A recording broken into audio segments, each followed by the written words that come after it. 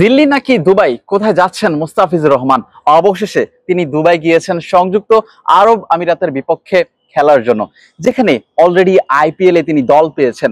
Delhi Capitals তাকে দলে নিয়েছে রেকর্ড পারিশ্রমিকে। ন্যাশনাল টিম নাকি আইপিএল, কোনটা বেছে নেবেন মুস্তাফিজুর রহমান? এখন পর্যন্ত বিসিবির পক্ষ থেকে কি জানানো হয়েছে মুস্তাফিজকে নিয়ে? মুস্তাফিজ যদি শেষ পর্যন্ত আইপিএল খেলতে চলে যান, তার জায়গায় আসলে কারা সুযোগ পেতে পারেন? খালেদ আহমেদ, আবু হায়দার রনি কিংবা মৃত্যুঞ্জয় চৌধুরী, তাদের নাম আসতে পারে, তাদের সুযোগ আসতে পারে বাংলাদেশ দলে। আমি শুরুতেই মুস্তাফিজকে নিয়ে আসতে চাচ্ছি। গতকালই তিনি আসলে সংবাদটা পেয়েছেন, দিল্লি ক্যাপিটালস তাকে দলে নিয়েছে 6 কোটি রুপিতে, যেটা অবিশ্বাস্য বাংলাদেশের যে কোনো ক্রিকেটারের জন্য, যেখানে নিলাম থেকে তিনি অবিকৃত থেকে গেছেন। তবে ভারত পাকিস্তানের থমথমে পরিবেশ এখন অনেকটাই অনুকূলে। আগামীকাল থেকেই শুরু হচ্ছে ইন্ডিয়ান প্রিমিয়ার লিগ। সব মিলিয়ে দিল্লি ক্যাপিটালসের বাস্তবতায় মুস্তাফিজুর রহমানকে তারা দলে ভিড়িয়েছে, যেখানে মিচেল স্টার্ক আসবেন কিনা অস্ট্রেলিয়া থেকে সেটা নিয়েও একটা ধোঁয়াশা আছে। সব মিলিয়ে তিনি দল পেয়েছেন, তবে এই দল পাওয়ার পর তার খেলার সুযোগ কতটুকু? কাল থেকে শুরু হচ্ছে ইন্ডিয়ান প্রিমিয়ার লিগ আইপিএল, অর্থাৎ যেখানে দিল্লি ক্যাপিটালসের ম্যাচ ঠিক পরের দিন 18ই মে, অপরদিকে 17 এবং 19 মে সংযুক্ত আরব আমিরাতের বিপক্ষে টাইগারদের 2 ম্যাচ। সেই 2 ম্যাচে যদি মুস্তাফিজুর রহমান খেলেন, তাহলে তো আইপিএল এ খেলার সুযোগটা আসলে একটু কম। তবে বাংলাদেশ ক্রিকেট বোর্ড বিসিবির পক্ষ থেকে জানানো হয়েছে, এখনো পর্যন্ত ছাড়পত্রের জন্য আবেদনই করেনি মুস্তাফিজুর রহমান। সেক্ষেত্রে আইপিএল এ তিনি দল পেয়েছেন, কিন্তু খেলার সম্ভাবনা আসলে কতটুকু? এ পর্যন্ত আমি যে ভিডিওটা করছি, এ পর্যন্ত বিসিবির পক্ষ থেকে মুস্তাফিজুর রহমানকে নিয়ে কোনো নোটিশ কিংবা অফিসিয়াল স্টেটমেন্ট দেওয়া হয়নি। তিনি দলের সঙ্গে আছেন, দলের সঙ্গেই থাকছেন। যদি দুবাই থেকে ভারতে চলে যান আইপিএল খেলার জন্য, সেক্ষেত্রে মুস্তাফিজের পরিবর্তে আবার কারা ডাক পেতে পারেন? সম্প্রতি ঘরোয়া ক্রিকেটে কিন্তু দুর্দান্ত পারফরমেন্স করছেন সাদা বলে খালেদ আহমেদ, সেই বিপিএল থেকে।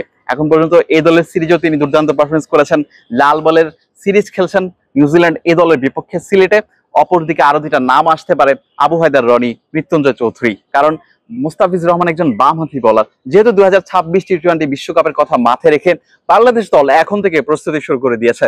অবশ্যই এই সিরিজ থেকে মুস্তাফিজকে যদি শেষ পর্যন্ত আইপিএলে যেতেই হয়, বিসিবি যদি ছাড়পত্র দেয়, তাহলে কিন্তু এই কয়েকজন প্লেয়ারকে বাজিয়ে দেখতেই পারে টিম ম্যানেজমেন্ট কিংবা বিসিবির নির্বাচকরা।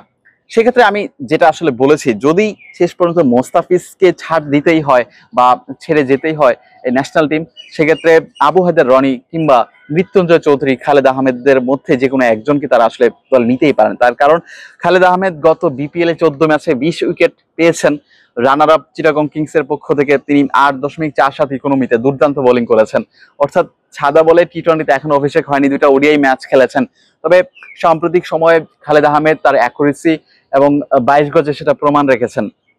আরেকদিকে আবু হায়দার রনির কথা বলতেই হয়, তিনি বিপিএল ডিপিএল সবখানেই কিন্তু সাদা বলে দুর্দান্ত পারফরমেন্স করছেন। আসলে এই তো এই বিপিএল এ কিন্তু 10 ম্যাচে তিনি 17 উইকেট নিয়েছেন খুলনা টাইগার্স এর পক্ষে।